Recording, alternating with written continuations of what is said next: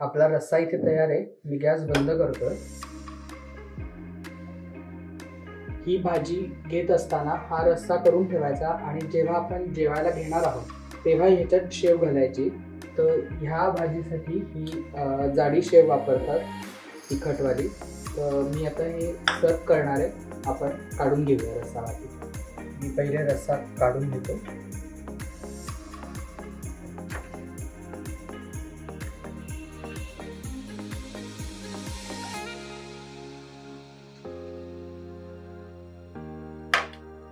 आता आपण ह्याच्यात घालूया ही शेव.